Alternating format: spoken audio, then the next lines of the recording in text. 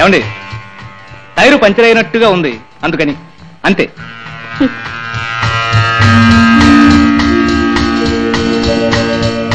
ఒరే బుజ్జి tyre puncture అయిందా?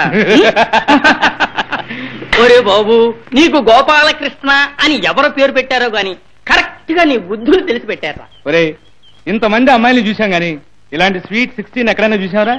చూడలేదు. ఏమిటో నీ కారు కూడా అలవాటు అయిపోయిందిరా. చీర కనబడితే చాలు టక్కున బ్రేక్ పడిపోతున్నాయి, టైర్ పంచర్ అయిపోతుంది. ఏమే సీత, కాలేజీకి అప్లికేషన్ తెచ్చావా?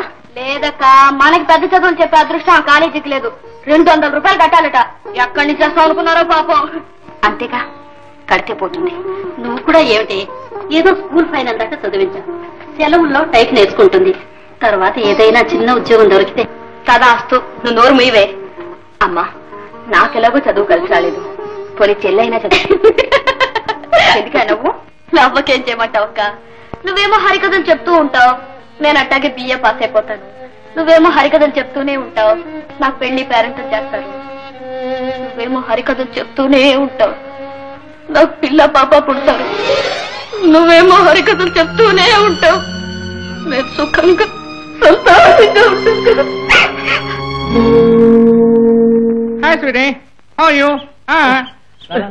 గోపాలకృష్ణ ఎక్సర్సైజ్ చేసినప్పుడు డిస్టర్బ్ చేయడం 1,00,000 సార్లు చెప్పాను. పిట్టగోడ మీద కసరత్తా నీ పిండాకుడు. ఎందుకు వచ్చావయ్యా నీ పిండాకుడు? నీకు ఇది న్యాయంగా ఉందా అంట? ఏమిటంట? పోనీ కదా ఇల్లు ఎత్తికిస్తే ఏడు మా అమ్మాయికి ప్రేమలెక్కలు రాస్తావా? మీకు అసలు బుద్ధి లేదండి. మీ అమ్మాయికి రాసిన ఉత్తరం మీరు చింపుతారా? ఇన్నేళ్ళు వచ్చాయి ఎందుకు? ఆ మాత్రం మేనస్ ఉండక్కర్లా? నువ్వు రాయటం బాగుంది కానీ చదవటం బాగుందా? ఎందుకే ఉత్తరం చదివారా? చదివారా అని అడుగుతున్నావా? గుండెలు బద్దలైపోతుంటాను. అయితే ఇక నేను చెప్పాల్సింది ఏమీ లేదు. గోవిందా, ఎంత గుండెలు తీసిన పట్టు అయ్యా. ఏదో పెద్ద మనిషిలో ఉన్నావు, కారు ఉంది, ఫ్యాక్టరీలో పని నేర్చుకుంటున్నావు అని ఇల్లు ఎత్తికిస్తే నేను మా అమ్మాయికి ఎసరు పెట్టేస్తావా? ఇక లాభం లేదు, తక్షణం ఇల్లు ఖాళీ చేసాయి. సారీ, ఆ సిగరెట్ పెట్టి ఇలా అందుకోండి. నేనా? ఇన్ని ఇల్లు మారాను కానీ అగ్గిపెట్టిందా? No mind. ఒక్కింట ఇలా గొడవ పెట్టలేదు. అయితే నీకు ఇది మామూలేనమాట. Hobby. Hi sweetie, just fun. బాబు నీకు దండం పెడతా, తక్షణం ఇల్లు ఖాళీ చేసి. ఏమిటయా ఖాళీ చేసి అంటున్నావు? ఆ గంట గణప శాస్త్రి గారి ఇంట్లో ఉన్నప్పుడు ఆ పెద్ద మనిషి ఇలాగే చేశాడయా? వాళ్ళ అమ్మాయికి 3వ నెల వచ్చే వరకు నోరెత్తి అట్టండి. ఏమిటి 3వ నెలే? అంతవరకు నడిచింది ఏమిటి కదా? ఆ వెండి మూగల గరుడు ధ్వజం గారు మహానుభావుడు, 2 చేతులు ఎత్తి నమస్కరిస్తాను. వాళ్ళ అమ్మాయి నాతో పాటు జస్ట్ ఫర్ ఫన్ పాప ఓ పెగ్గు విస్కీ బిగించి వాళ్ళ నాన్న ముందే భరతనాట్యం చేసే వరకు కిక్కురు మన్నట్టండి ఆ జెంటిల్మన్. అమ్మో అమ్మో, నేను ఇంకా అదృష్టవంతుడిని, ముందే మేలుకున్నాను. నాయన నిన్ను ఇంకా ఇక్కడ ఉండనిస్తే ఏకంగా నా తద్దినే పెట్టి కదిలేటట్టుగా ఉన్నావు. దయచేనాయా అంత సులువుగా ఖాళీ చేస్తానటండి. మర్యాదగా ఖాళీ చేయకపోతే పోలీసులతో చెప్పి పెట్టవయా, బయట పెట్టేటప్పుడు మీ అమ్మాయికి నేను రాసిన ప్రేమలేఖలు బయట పెట్టడం మాత్రం మర్చిపోకు. మీ పేరేమిటన్నారు? మర్చిపోయాను. వెంకటప్పయ్య.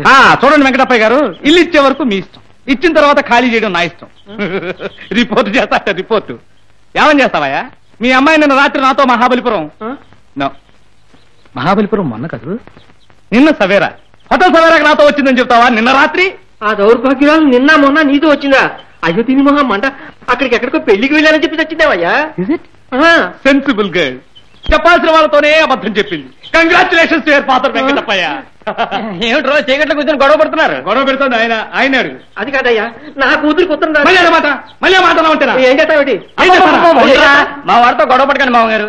ఒరే నా మాట విని ఖాళీ చేసి. నువ్వు అదే మాట్లాడుతున్నావు, నేను చేయను. I don't do it. ఏమిట్రా మంకుపట్టు, ఇలాంటి పెద్ద మనుషుని పట్టుకుని ఎలా చేస్తావు? నువ్వు బుద్ధి లేదు, ఖాళీ చేయి. నేను చేయను. ఒరే పోనీ 1 నెల అదే ఎదిరిస్తారు, ఖాళీ చేసి. వీలేదు. పోనీ 2 నెలలు ఇస్తారు. వీలేదురా. పోనీ 3 నెలలు. అయ్యి బాబా, ఈ ఇల్లు నాదయ్యా, నేనేమిటి వాడి డబ్బు ఇవ్వడం ఏమిటి? మాట్లాడకండి బాబు. ఇప్పుడు మీ పిలక వాడి చేతుల్లో ఉంది, మిగతా అంతా తర్వాత ఇద్దరు కానీ గదిలో సామాన్యంతా తీసుకెళ్లి కారులో పెట్టండి. నేనా? ఆ బాబు వెళ్ళండి బాబు, తర్వాత మనసు మార్చేసుకుంటాడు, ఇక్కడే ఉండిపోతాడు. ఆ తర్వాత పని వెళ్ళండి. కర్మ కొద్ది దొరికారయ్యా, ఈసారి డబ్బు కృతిపడి ఇల్లు దిగితే చెప్పు. మళ్ళీ వంశ మరేనా?